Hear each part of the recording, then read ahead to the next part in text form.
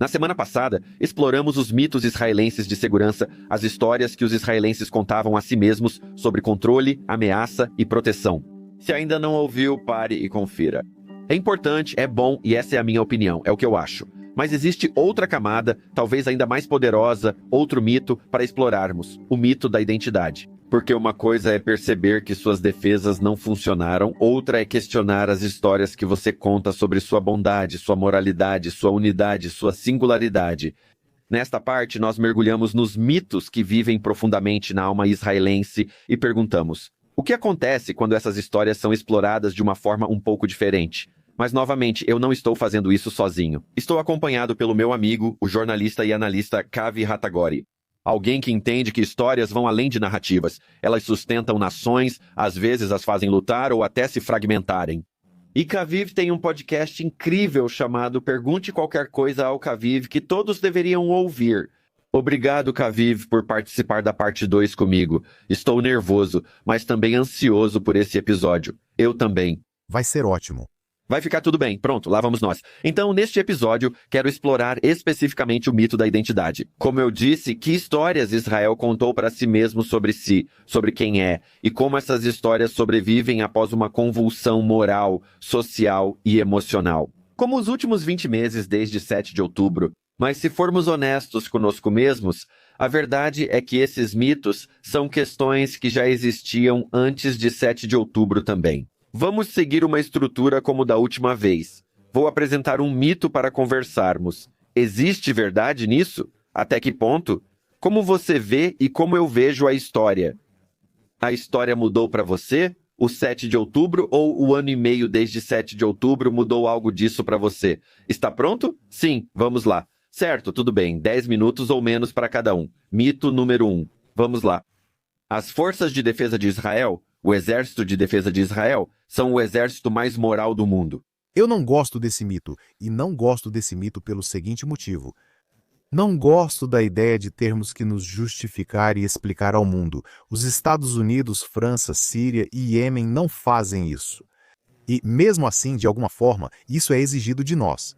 E as pessoas ainda dizem que temos que nos explicar, ou seremos deslegitimados. Que diabos é uma nação deslegitimada? Eu não sei o que essas coisas significam.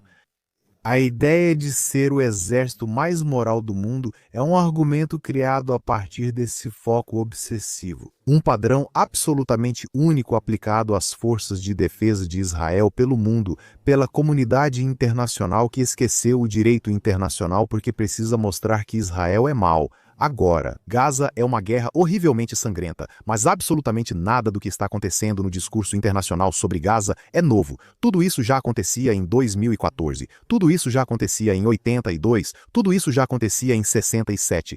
Então não importa o que nossos inimigos façam, que problema militar enfrentamos ou se as forças de defesa de Israel seguem o direito internacional. Por exemplo, se o Hamas usa um hospital em Gaza para fins militares, esse hospital se torna um alvo militar legítimo. De acordo com o direito internacional, todo mundo que diz que hospitais são totalmente imunes, não importa o que aconteça, em todos os casos está simplesmente mentindo para você sobre o direito internacional. Se as forças de defesa de Israel atacarem o hospital para atingir uma estrutura de comando do Hamas, você pode pedir que mostrem evidências dessa infraestrutura ali. Mas se houvesse uma, ou se houvesse uma suspeita suficientemente forte de que havia uma, ou se o Hamas admitir que existe uma, como fez com quase todos os hospitais em Gaza, então é simplesmente uma mentira dizer que é imoral ou ilegal atacar esse hospital. Essa é a verdade simples e óbvia que ninguém pode contestar. A ideia de que as forças de defesa de Israel são o exército mais moral do mundo implica também a existência do mais maligno. Acho esse debate muito estúpido. Preciso que as forças de defesa de Israel sejam morais. Servi nelas e meus filhos também servirão, dito isso. Eu não gosto desse debate, não gosto quando as pessoas dizem que as forças de defesa de Israel são o exército mais moral do mundo. Não gosto da implicação de que agora eu tenho que participar de um debate em que será que é só o segundo mais moral, ou o terceiro, ou o 14º? Quero dizer, sobre o que diabos estamos falando? Quando os americanos chegaram a Bagdá, bombardearam o hospital de maternidade. Era um alvo militar legítimo? Ninguém sabe, pois nem houve debate. Então, sobre o que estamos falando? Esse é o ponto B. As forças de defesa de Israel realizam ações únicas em guerras, como avisar antes dos ataques. como panfletos ou ligações, avisando pessoas para deixarem áreas com grande presença militar inimiga antes de bombardeios. As forças de defesa de Israel fazem coisas que nenhuma força americana, australiana, britânica ou da OTAN já fez na história das guerras. Alguns dos exércitos mais morais nunca fizeram certas coisas que as forças de defesa de Israel fazem, então acho que há um argumento aí, mas não quero fazê-lo. Não tenho dúvidas de que as forças de defesa de Israel cometeram grandes erros e que alguns soldados foram criminosos. Nós vimos vídeos de Gaza. Não há dúvida de que há 200 mil soldados passando por Gaza. Alguns deles vão ser criminosos. Em uma população de 200 mil pessoas em qualquer lugar, você vai ter criminosos entre eles. Essas coisas são verdadeiras ao mesmo tempo, e não gosto desse debate. Isso é mito ou verdade? Não sei. Não, você está dizendo. E nós realmente fizemos um vídeo no Desvendando a História de Israel. Eu mesmo apresentei no canal do YouTube. Sobre o Tzahal ser o exército mais moral do mundo, confira no YouTube e em Desvendando a História de Israel. E o tema? Nós mudamos a pergunta porque meio que seguimos o seu caminho. Curiosamente nós não queremos responder se o Tzahal é ou não o exército mais moral do mundo. Mas por que as pessoas são obcecadas em fazer essa pergunta? Tipo, por que isso? Uma pergunta na qual as pessoas estão focando tanto?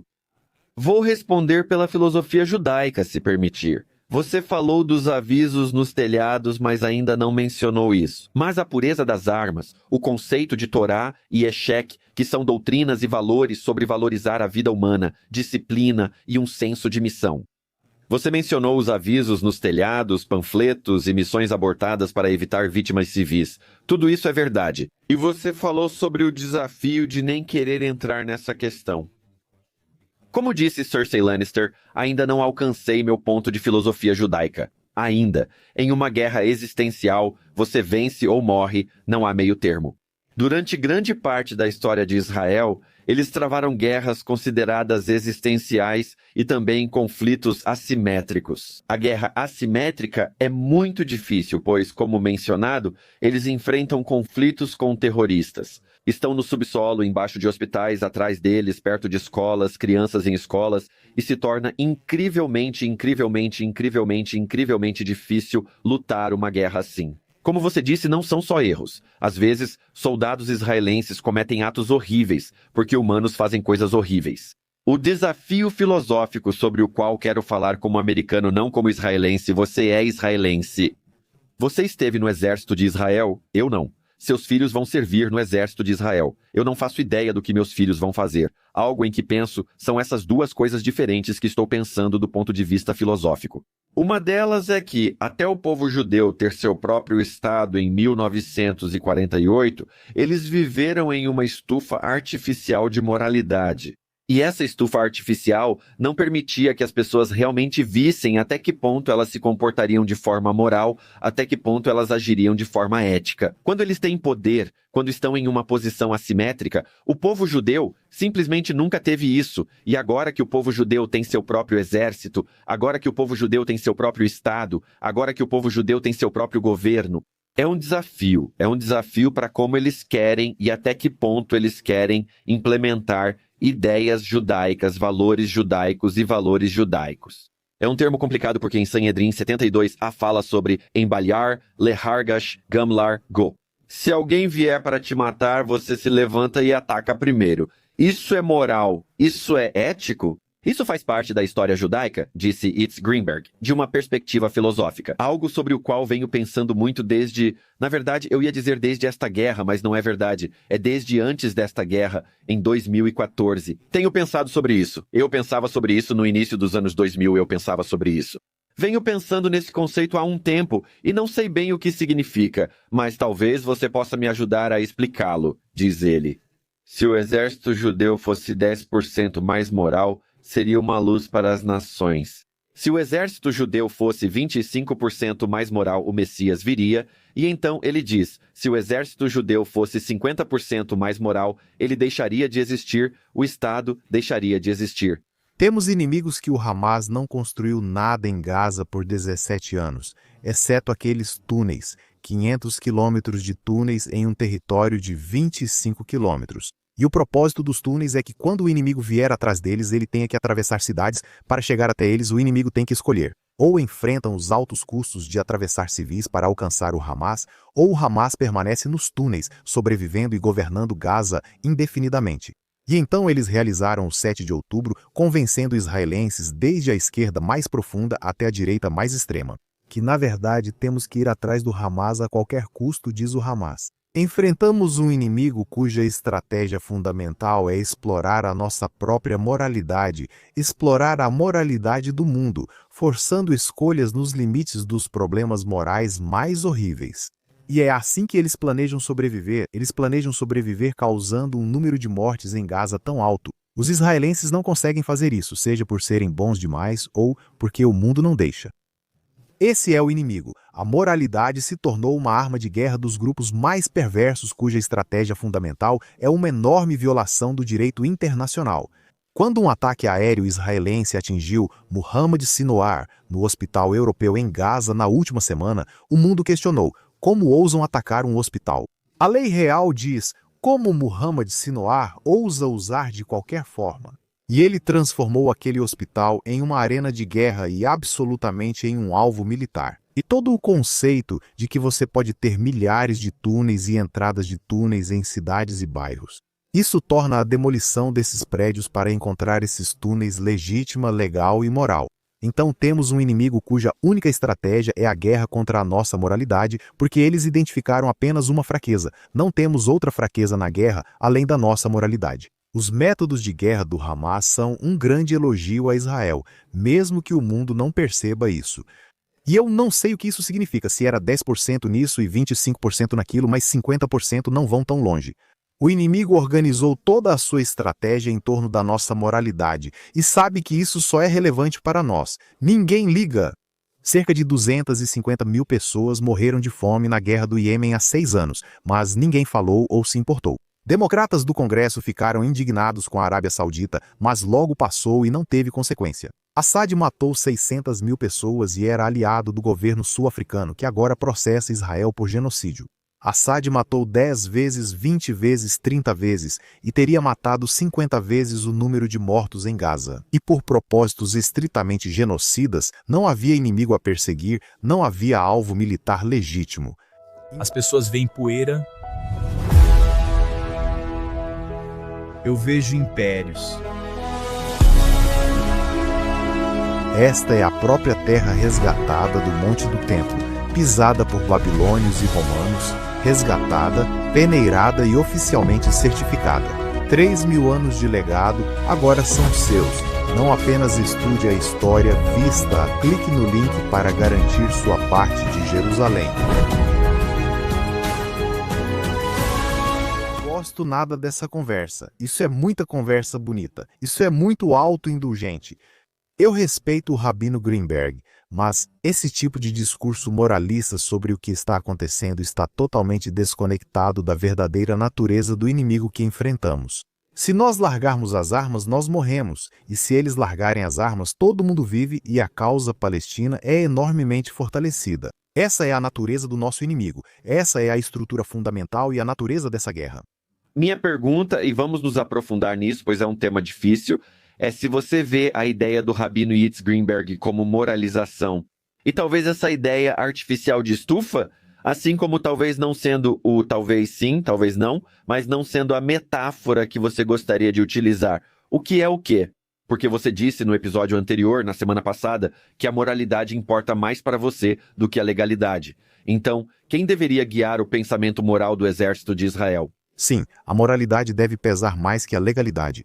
Qual deveria ser a bússola moral do exército de Israel? Itamar Ben-Gvir, Betala Smotrich. Quem? Yitzhak Rabin.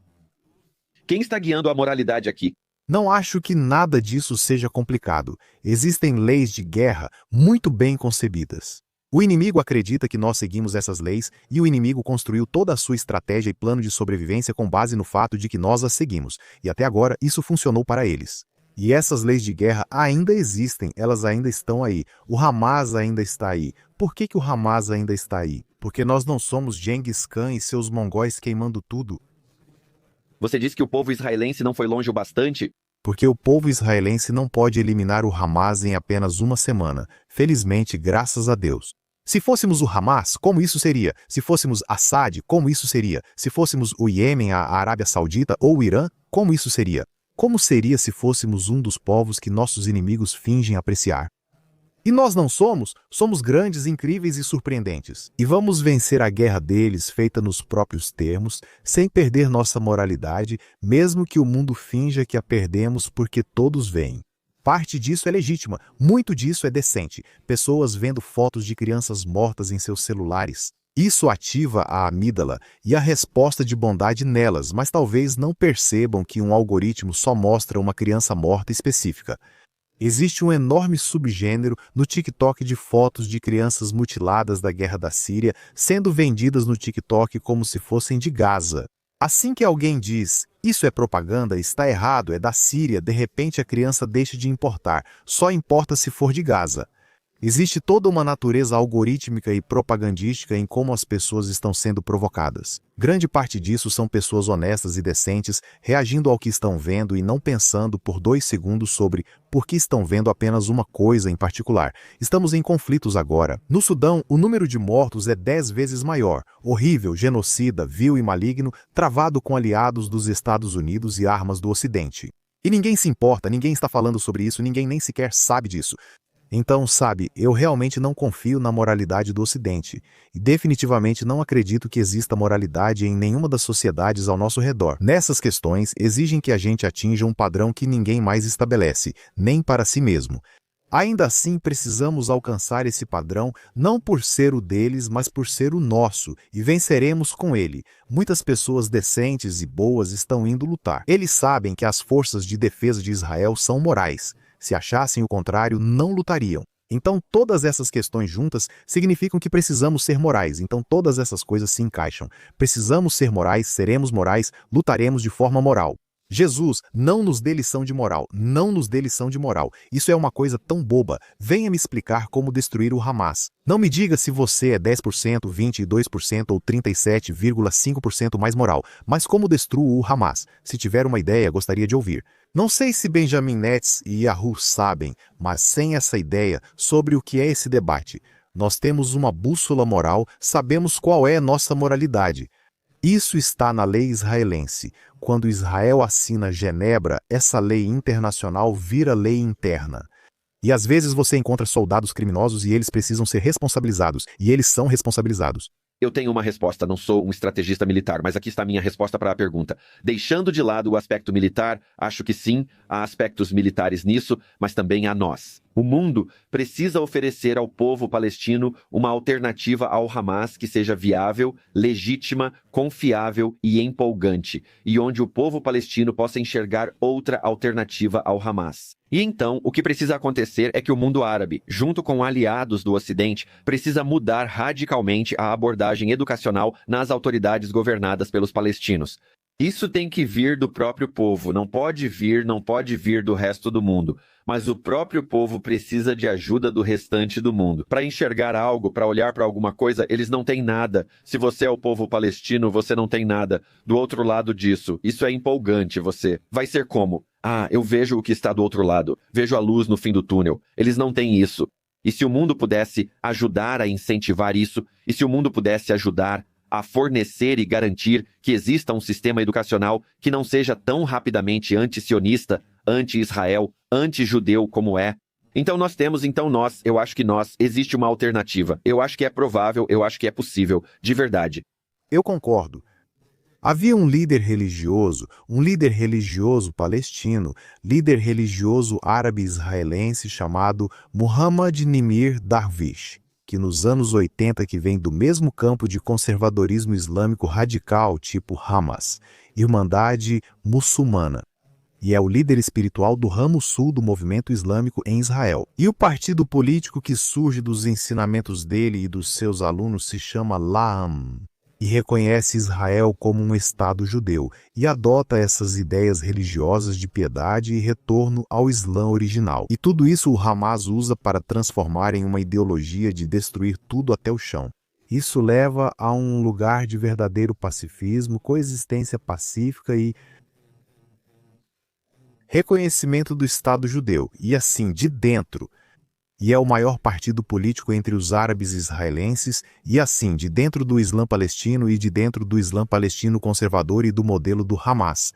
Também existe o movimento político mais legitimador de Israel no mundo político palestino. Então, com certeza, as respostas estão lá. Os palestinos precisam resolver isso. Não vou entrar em Gaza para lhes dar outra versão do Islã ou desradicalizá-los. Eles podem fazer isso, mas, aliás, eles realmente podem fazer isso. Isso existe no mundo deles, no mundo religioso e político deles.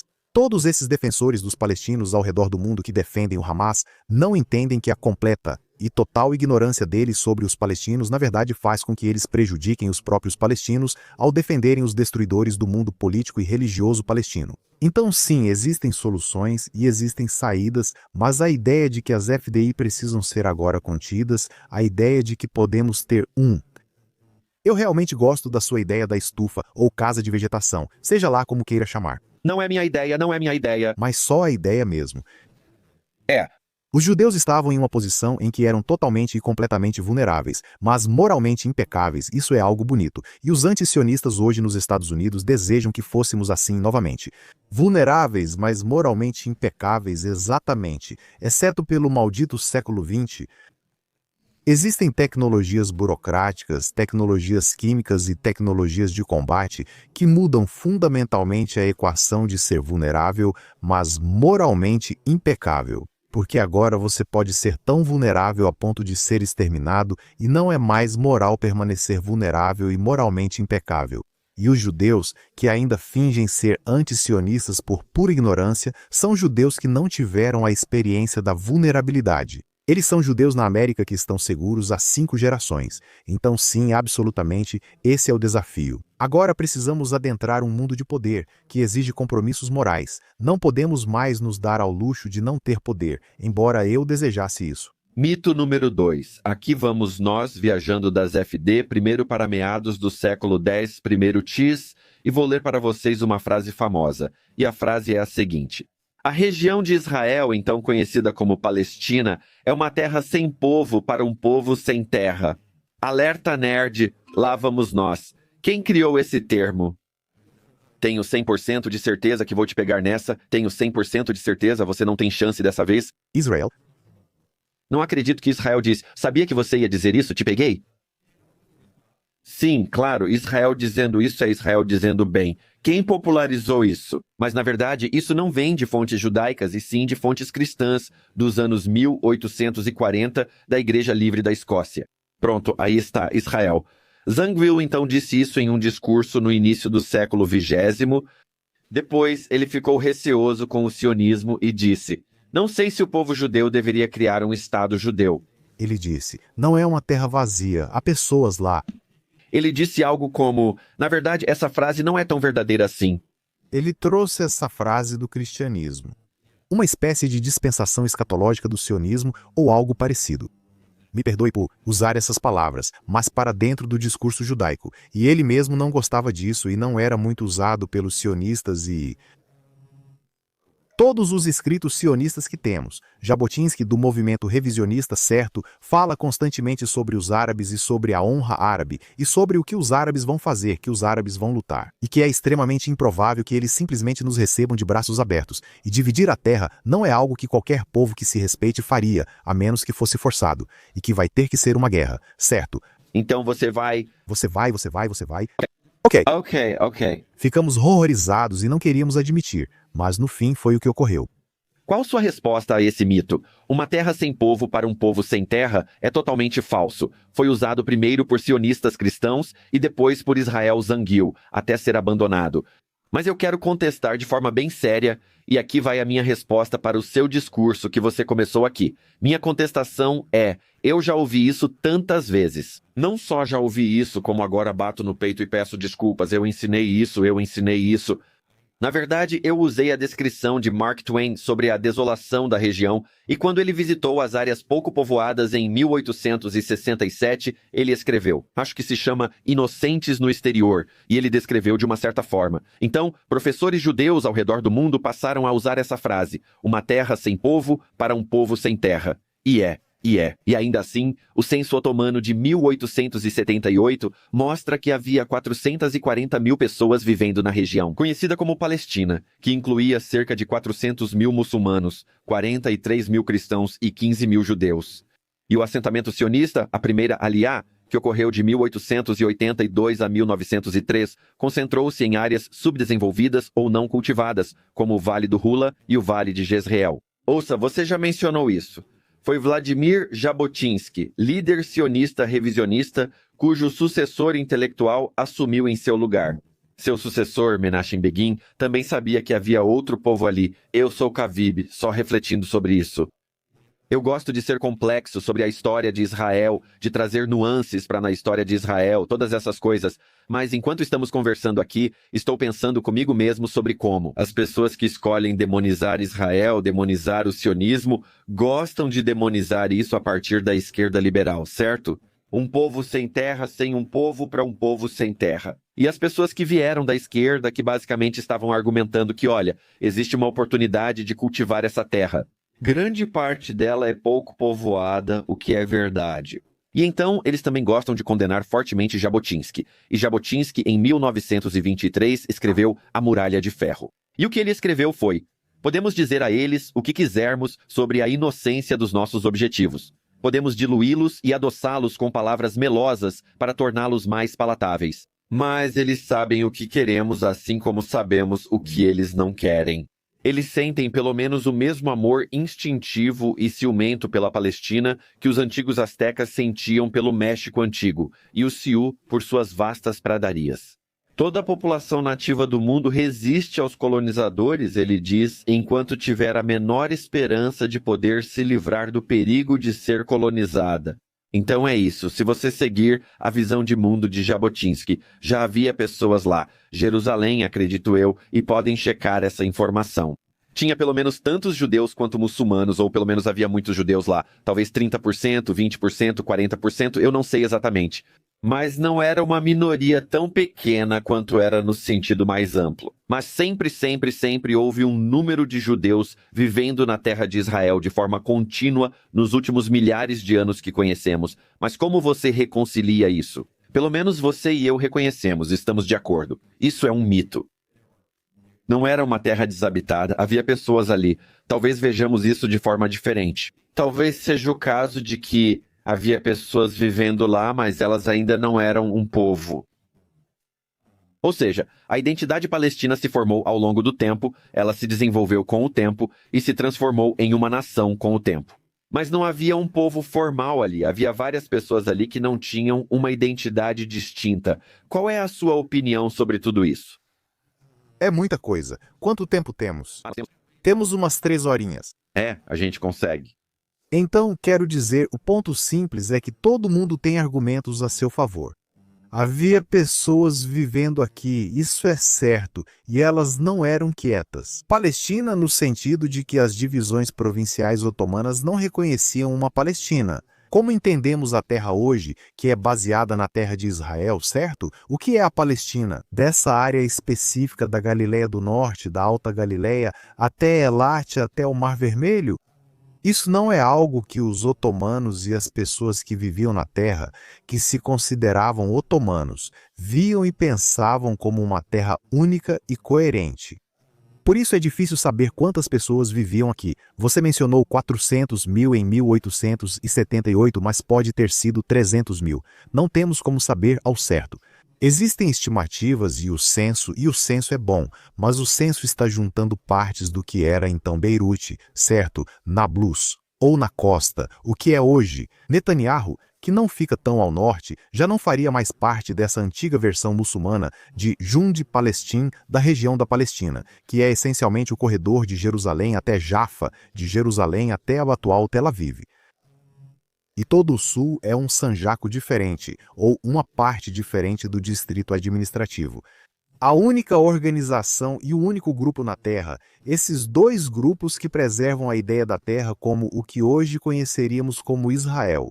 Aqueles que mantinham essa ideia da terra eram os judeus e os cristãos árabes. Na verdade, a instituição mais antiga ainda existente na terra até hoje é o Patriarcado Ortodoxo Oriental, que é bizantino e ainda está presente, e o território que demarca o Patriarcado Bizantino é a própria terra. Agora, de onde a Igreja Cristã Bizantina tirou essa ideia do que é a Terra Santa dos judeus? E assim, existe uma versão muçulmana da Palestina, que é essencialmente o que hoje é a Palestina, e a compreensão palestina do que é a Palestina. Galileia e os beduínos do deserto do sul seriam, de certo modo, iguais. O povo é resultado da resposta ao sionismo.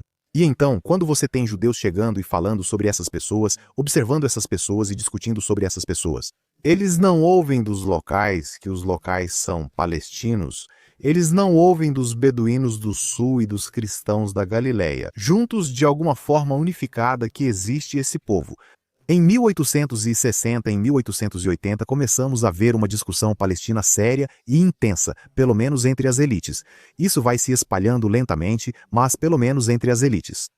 Na década de 1910, talvez os primeiros entre verdadeiros ideólogos, mas eles estavam à margem da sociedade nos anos 1890, ou no final dos anos 1890, e então, lentamente, devagar. Sempre foi uma resposta à imigração judaica e ao sentimento de pertencimento dos judeus à terra. Quando diziam que não havia um povo ali, era exatamente isso que você falou. É disso que falam, de forma genuína e autêntica. Não acham que mentem, nem são cegos ou surdos. No passado, ninguém era mais burro que nós, grandes e brilhantes pessoas de hoje. A identidade palestina se consolida em resposta à pressão da imigração judaica.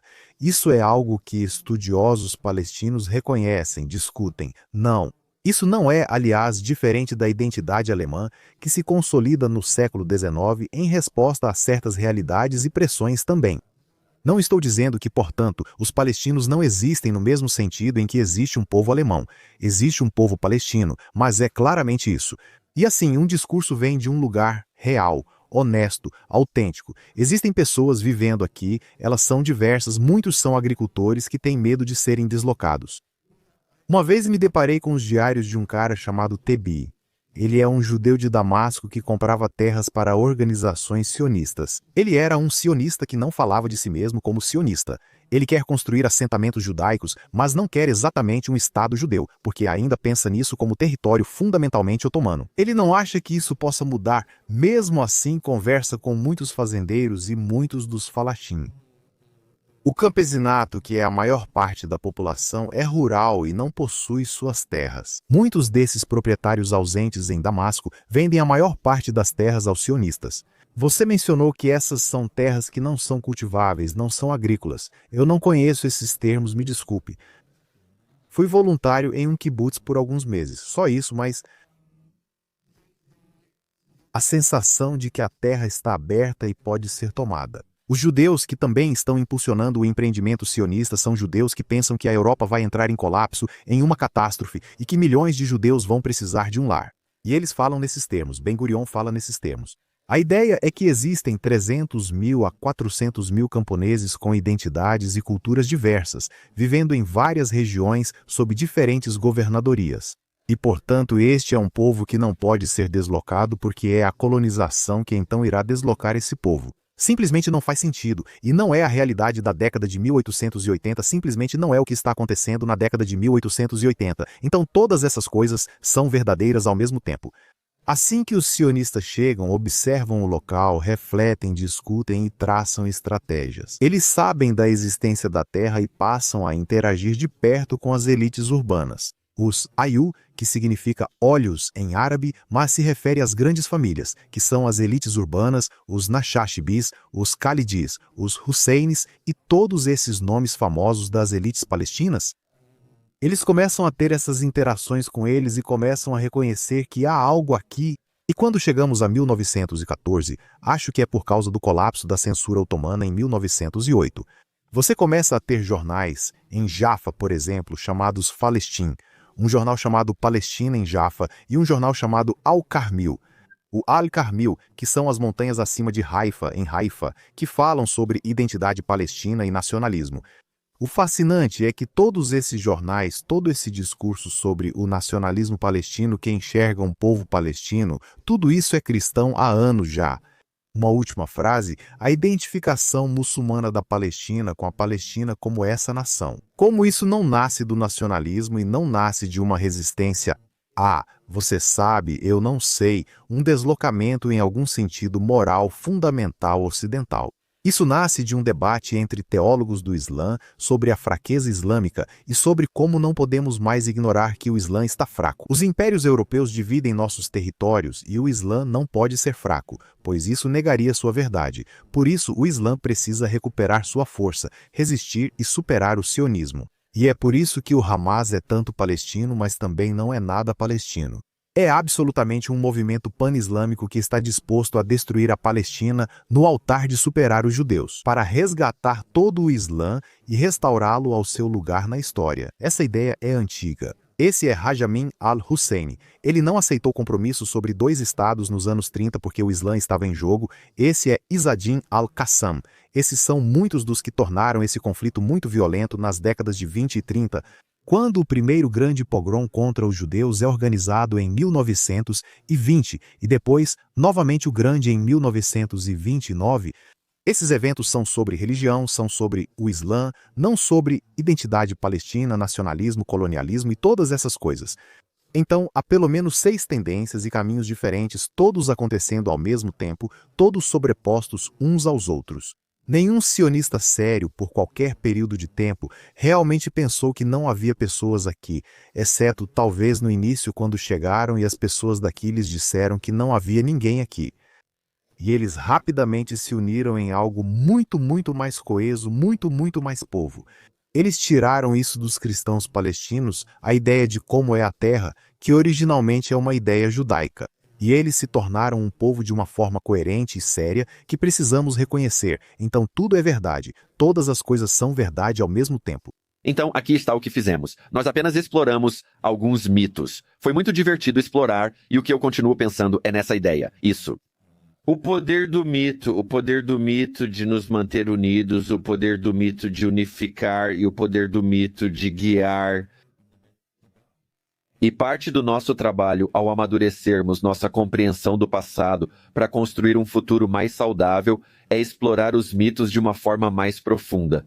Para entender por que os mitos não devem ser descartados, mas desafiados a pensar claramente, questionando e analisando seus aspectos precisos ou não, retomamos a abordagem da semana passada, adotando uma visão diferente sobre mitos e fatos, não para desmascará-los, mas para explorá-los. Não sei se todos que estão ouvindo perceberam isso.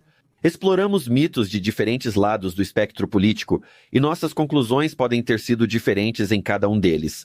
E isso não vai te levar a uma conclusão clara sobre o que pensar de cada uma dessas questões, mas talvez sobre como pensar sobre cada uma delas.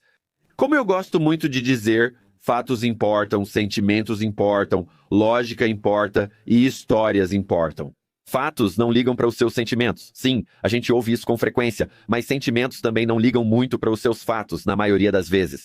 E isso é complicado quando se trata de contar histórias, é complicado quando se trata de compartilhar a história, é complicado quando se trata de formação de identidade, mas é verdade. Fatos não ligam para os seus sentimentos, sentimentos não ligam para os seus fatos. E então, nós combinamos ambos e forjamos nossa própria identidade. Como resultado de tudo isso, eu adoraria ouvir você que está ouvindo. Sim, você que está ouvindo. Quais mitos você gostaria que explorássemos mais? Porque eu realmente acho importante explorar mitos, não desmascarar mitos. Vivemos em uma nova era. Kaviv, muito obrigado por se juntar a mim, muito obrigado por participar do Desvendando a História de Israel, obrigado por explorar comigo. Tem sido realmente muito interessante, instigante e, claro, sempre profundamente sério. É sempre divertido com você, nós sempre nos divertimos e eu adoro ter você neste programa, então muito obrigado por se juntar a nós. Obrigado, Noam. Foi maravilhoso. Desvendando a História de Israel é uma produção da Unpacked, uma marca de mídia de portas abertas. Inscreva-se no podcast e siga a Unpacked nas redes sociais, procurando por Unpacked Media. Está tudo lá e, claro, procure por Desvendando a História de Israel e realmente confira. Pergunte qualquer coisa para Kaviv, é incrível. Pergunte qualquer coisa para Kaviv, é ótimo. Este episódio foi produzido por Rifki Stern. O convidado é Kaviv Hatagor, com equipe Alex Harris, Adi Albaz e Rod Perra. Sou Noam Wiseman, seu apresentador. Obrigado por ouvir, até a próxima semana.